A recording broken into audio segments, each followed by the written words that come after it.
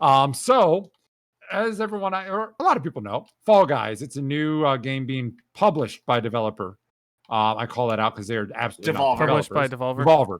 What did I say, developer? Developer. Yep. That's yeah. I was trying to point out that they weren't the developer, and because of that, I said the word developer. Anyway, That's fine. it's a physics-based party mini game. So think like Humans Fall Flat or Gang Beast, but you don't have limb control. Like in Gang Beast and that, you have limb control there. You don't in this.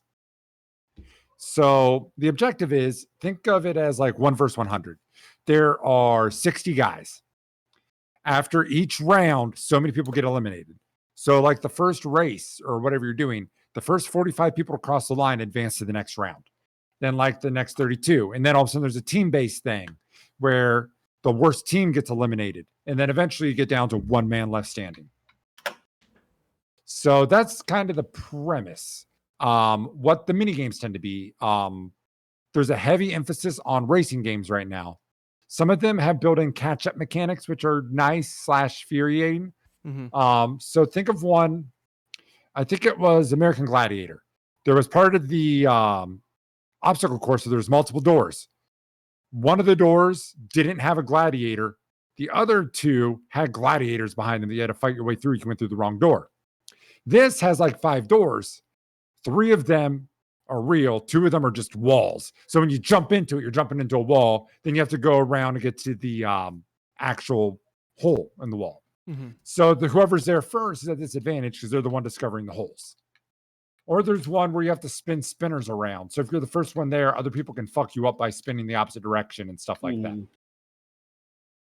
But so there's a lot of racing type variants, which is one thing I'm worried about. It seems to be very race centric right now.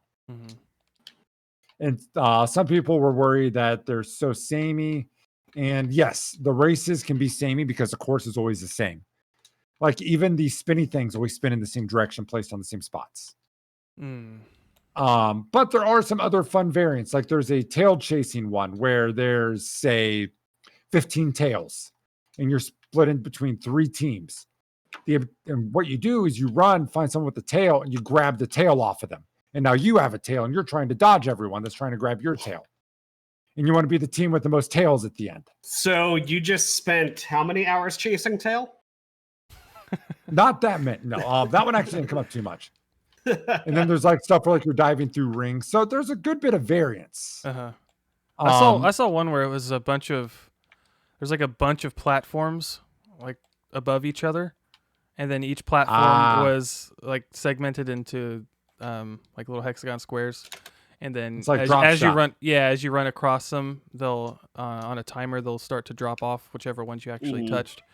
So you have to like run around and avoid other people's paths, and then that one try to be the last one to fall. Yeah, super fun, but it tends to be a final one. So that's how you get your last man standing. It's normally a last round one.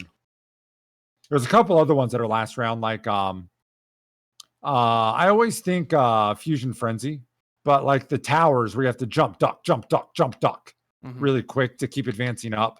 They have one of those that's a really fun final one where it makes you think also kind of like a Wipeout. And that's how some of these racing courses are. They're definitely the obstacle courses where you're designed to fall. And then if you're on the bottom when you fall, it's definitely a slower route.